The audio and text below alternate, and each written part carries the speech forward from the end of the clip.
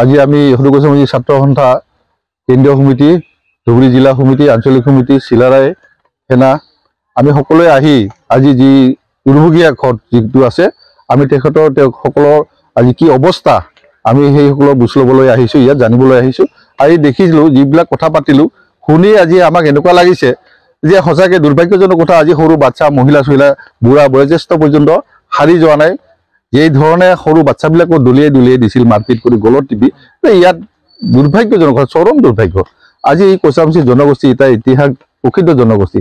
আজি সেই দিনৰ পৰাই আজি এইসকল আমাৰ কোচামুচি মানুহ ইয়াতে বসবাস কৰিছিল।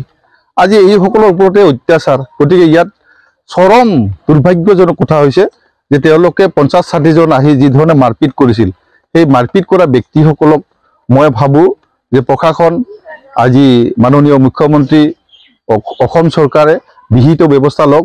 তৎকালে এই 40-50 জন মানুহ যে আহিছিল মাৰাৰ কাৰণে তেওঁলোকক চিনাক্ত কৰি শাস্তি প্ৰদান কৰিব লাগে।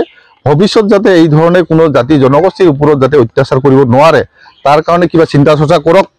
অন্যথা আমি ইয়াত কোচ ৰাজবংশী জনগোষ্ঠী হয়তো ইয়াত আমাৰ থাকিবই নোৱাৰিব।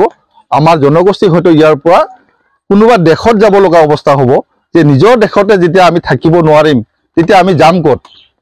গতিকে মাননীয় মুখ্যমন্ত্ৰী ইয়াত বিহিত ব্যৱস্থা ল'ব। আমি ভাবোঁ যে আমি খুব কম সময়ৰ ভিতৰত আমি দল সংগঠন মিলি নিশ্চয় ইয়াত সভা এখন পাতি আমাৰ এই অঞ্চলৰ জাতি জনগোষ্ঠীৰ সকলো দল সংগঠনক মাতিম। আমি এই কালপিতসকলক শাস্তি প্ৰদান কৰক। বাকী যি জাতি জনগোষ্ঠীৰ মানুহ আছে যাতে এই মানুহখিনি শান্তিপ্ৰিয়ভাৱে বসবাস কৰিব পাৰে তাৰ কাৰণেও আমি ভাবোঁ। আজি সকলো মানুহে দুখী নহয়, কিন্তু যিকেইজন মানুহ আহিছিল, যিবিলাক মানুহ আহিছিল তেওঁলোকে কিন্তু দুখী আৰু তেওঁলোকে শাস্তি পাব লাগে। আমি এইটোৱে বিচাৰিছোঁ এই আমাৰ কোচ ৰাজবংশী জনগোষ্ঠীসকল যাতে নিৰাপদে থাকিব পাৰে। অকল কোচ ৰাজবংশী নহয়, বিভিন্ন জাতি জনগোষ্ঠী আৰু ইয়াত আছে, তেওঁলোকো নিৰাপদে থাকক।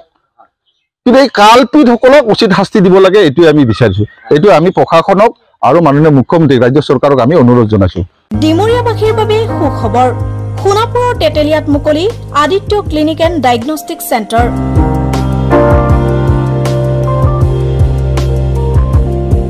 য'ত ৰোগীৰ বাবে উপলব্ধ pharmacy, digital X-ray, super speciality OPD clinic, day care centre, ECG 2D echo, endoscopy, Holter study, ultrasound 2D 3D, PFT, TMT, EEG। বিশেষকৈ হৃদৰোগৰ সকলোবোৰ পৰীক্ষা নিৰীক্ষা কৰিব পৰা ব্যৱস্থা উপলব্ধ আদিত্য ক্লিনিক এণ্ড ডায়েগনষ্টিক চেণ্টাৰত। উপলব্ধ উন্নতমানৰ মেচিন। দৈনিক 8 বজাৰ পৰা সন্ধিয়া 5 বজালৈ অভিজ্ঞ চিকিৎসকে প্ৰদান কৰিব চিকিৎসা সেৱা।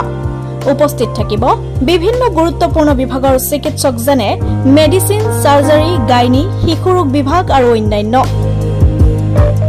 যোগাযোগৰ নম্বৰ 9365560093 অথবা 6002154585।